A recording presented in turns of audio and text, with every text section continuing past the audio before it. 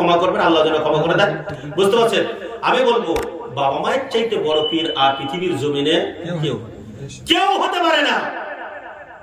বাবাকে আপনি 50টা টাকা দিতে পারলেন না, মায়ের হাতে 100 টাকা দিতে পারলেন না, আর পীরের কাছে গিয়ে আপনি হাজার হাজার টাকা নজরানা দিচ্ছেন। বাবা মায়ের ঋণ আপনি পৃথিবীর জমিনে কোনোদিন শোধ করতে কি সারা পৃথিবীর ধন দৌলত দিয়ে আপনি শোধ করতে পারবেন না। আমার জীবনে যেখানে যাই বাবা মায়ের কথা বললেই সেই কথাটা বলে 1 মিনিট সময়। বুঝতে পারছেন? জঙ্গলে আমি জালসা করতে গেছিলাম, এই শীতের টাইমে খুব কনকনে শীত। শেষ মুহূর্তের দিকে আমাকে দিল ফাঁকা ময়দান মাঠে 30-35টা, বুঝতে পারছেন, মানুষ আর 30-35টা মেয়ে ছেলে।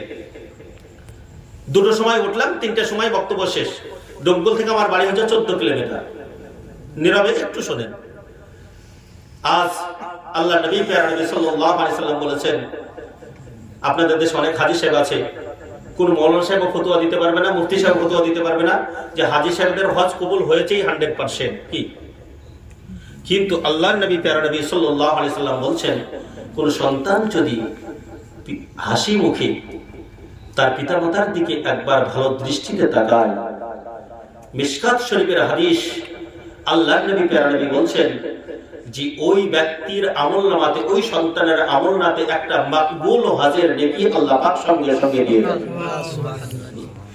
যদি একটা সন্তান 20 বার টাকায়, তো 20টা হজের নেকি, মাকবুল হজের নেকি। প্যারা বাজানের বাবা মা এমন বড় নিয়ামত আপনার আমার কাছে। যাই হোক, আমি আমার জীবনে সেই দিনটাকে এখনো বলতে পারি না। সুবহানাল্লাহ। 3টার সময় গাড়ি ছাড়লাম। বুঝতে পারছেন? যখন আমি বাড়ি থেকে যাই তখন মা আমার জিজ্ঞেস করেছিলেন, কখন আসবে বেটা? তা আমি বললাম, মা এটা জালসা মিলাদ নয় যে আমি 11টার মধ্যেই বাড়ি ফিরে আসবো। মা আমাকে কখন উঠাবে, কখন আমার বক্তব্য শেষ হবে। ওই রাত্রি 2টোতে গাড়ি, 3টার সময় গাড়ি ছাড়লাম, 3:30টাতে, বুঝতে পারছেন, বাড়িতে এসে এই যে 14 কিলোমিটার রাস্তা আমি আসলাম, তো একটা কুকুরের সঙ্গে, একটা প্রাণীর সঙ্গে, একটা জনগণের সঙ্গে আমার কিন্তু কি শুধু কুকুর ছাড়া আর কারো দেখা নাই। সবাই শীতে কুহু করে, বুঝতে লেপ মুড়ি দিয়ে বিছানায় ঘুমাচ্ছে। আমার বাড়ি ময়না মাস্টার আমার মাকে মাটি দিতে গিয়েছিলেন, আর আপনাদের মধ্যে কে গিয়েছিলেন কিনা জানছি না। তো যাই হোক, আমার ঘর থেকে মেন দরজাটা একটু দূরেই। তো দরজার কাছে এসে শুধু আস্তে করে মা, যেমনই আস্তে করে মা বলেছি, দরজাটা খুলে দিচ্ছি তাড়াতাড়ি।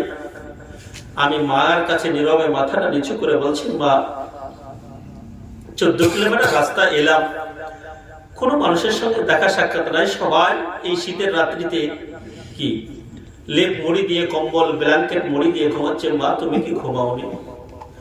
মা সেদিন শুধু একটাই কথা বলেছিলেন আমাকে, যে বেটা, তুমি যখন যাও বলেছিলে রাতেই ফিরে আসবে, তখন থেকে আমি দরজার দিকে তাকিয়ে যে আমার সন্তান, আমার ছেলে এসে কখন ডাক দেবে, আমি দরজাটা খুলে দেব।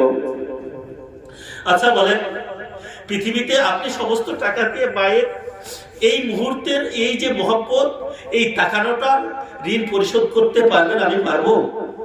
বলেন মাস্টার সাহেব, পারবো? সম্ভব নয়।